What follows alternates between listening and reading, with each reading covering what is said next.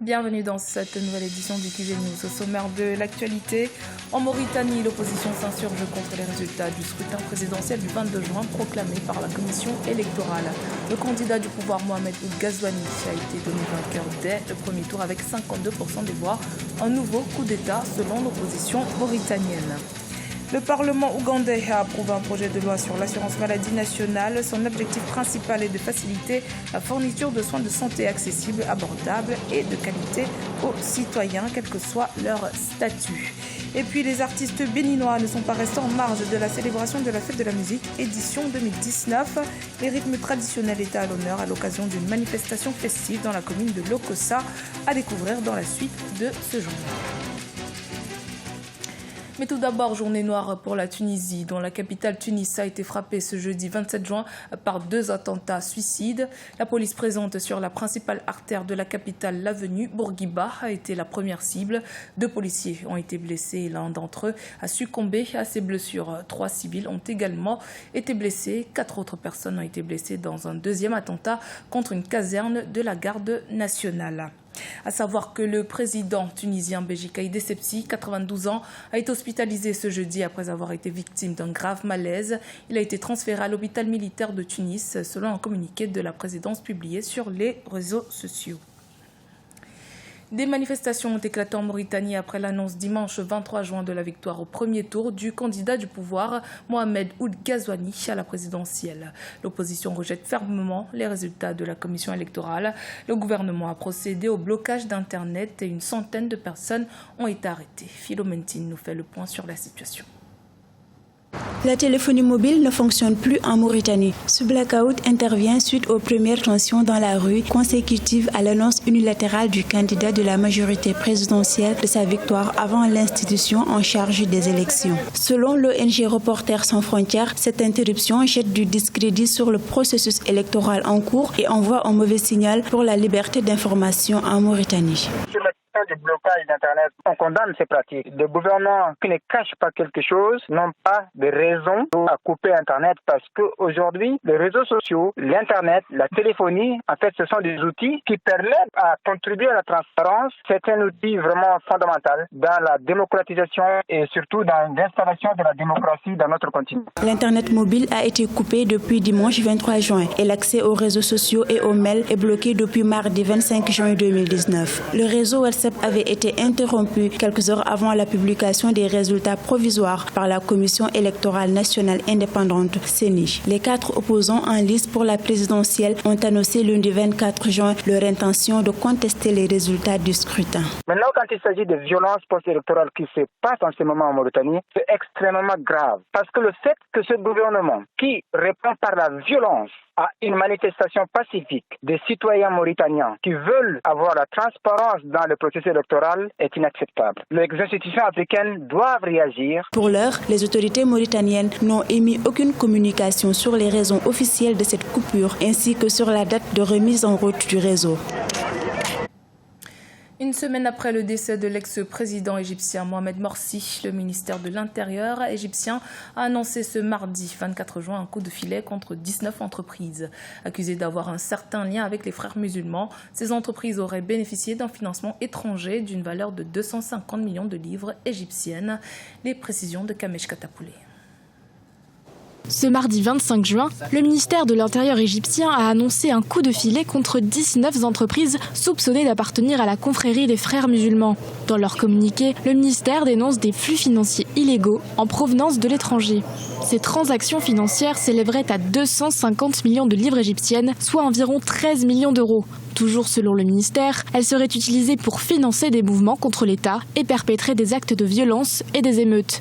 Les autorités égyptiennes ont déjà arrêté au moins 8 personnes impliquées. Parmi eux, Ziad El Alaini, un ancien député et opposant politique. Je pense qu'on peut néanmoins faire un constat que le coup de filet contre ces 19 sociétés qui seraient liées aux frères musulmans s'inscrit dans une logique de répression par le régime du général Sissi contre cette mouvance politique. Mais on ne connaît pas exactement les raisons qui rendent illégales les dits flux financiers qui viendraient de l'étranger. Considérés comme une organisation terroriste, les frères musulmans sont interdits et sévèrement réprimés en Égypte, précisément depuis la destitution de l'ex-président islamiste Mohamed Morsi. Cette annonce a fait vivement réagir le Parti de la liberté et de la justice, affilié aux frères musulmans. Sur leur site, ils dénoncent une campagne d'arrestation enragée lancée par les gangs militaires putschistes. Il ne faut pas oublier aussi que quand même les frères musulmans, ils ont inspiré d'autres mouvements politiques dans la région, dont Ennahda et aussi au Maroc et en Jordanie, en Turquie. Donc je pense aussi qu'il y a une histoire de concurrence d'islam politique entre les wahhabis, les salafis et les frères musulmans. Je pense qu'ici, il y a quelque chose qui se joue à ce niveau-là aussi. Cette opération des autorités égyptiennes intervient une semaine après le décès de Mohamed Morsi. Avec la polémique sur la mort de l'ancien président, le gouvernement est en alerte et craint une mobilisation de ses partisans.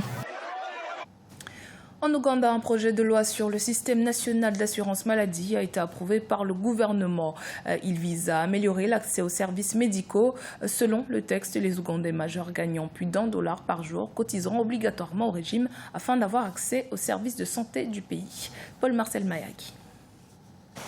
Vers l'amélioration de la prise en charge des malades en Ouganda, le gouvernement ougandais a approuvé le 25 juin 2019 un projet de loi portant système national d'assurance maladie. Semblable au régime d'assurance classique, ce projet vise l'amélioration de l'accès et la fourniture des services de santé à tous les Ougandais. Le projet de loi vise à faciliter la fourniture aux citoyens de services de santé accessibles, abordables, acceptables et de qualité, quel que soit leur âge, leur situation économique, leur santé et leur statut social. Il s'agit également de développer l'assurance maladie en tant que mécanisme complémentaire du financement de la santé et de garantir l'efficacité des services de santé. Une fois approuvé, le projet de loi prévoit que chaque individu âgé de plus de 18 ans versera un taux destiné à payer l'assurance maladie nationale afin d'acquérir une carte d'assurance. Les fonctionnaires et les personnes officiellement employées devront quant à eux verser 4% de leur salaire brut.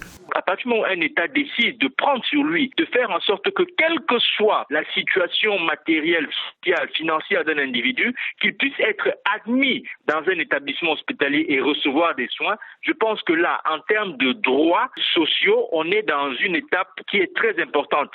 Le grand défi, c'est quoi? La durabilité du système et sa pérennité. Il faut faire en sorte que ce système-là ne soit pas juste testé pendant quelques années et disparaisse. Selon le ministère de la Santé ougandais, plus de 41% des dépenses en services de santé sont assumées par les ménages, 42% par les donateurs et 15% par le gouvernement. Les autorités ougandaises ambitionnent de mobiliser plus de fonds pour subventionner le coût des services de santé fournis à la population tout en renforçant la protection sociale.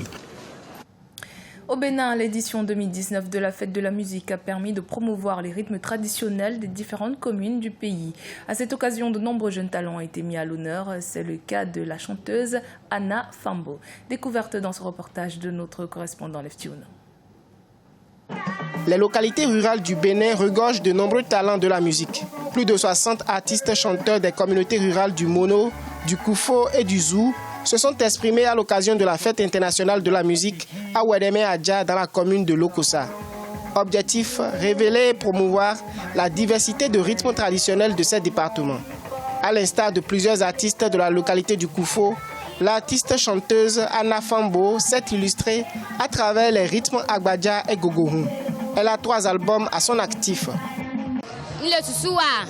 Je souhaiterais révéler mes talents dans les différents départements du pays. Une tournée nationale impactera ma carrière musicale. Je m'investirai afin de devenir, par la grâce de Dieu, une star de la musique béninoise à l'image de l'icône internationale Angélique Kidjo. Les populations rurales de Ouédémé Adja sont enracinées dans la culture vaudou. Ils promeuvent, entre autres, les différentes formes du rythme traditionnel zéni. Toutefois, des défis restent à relever pour l'éclosion des jeunes talents.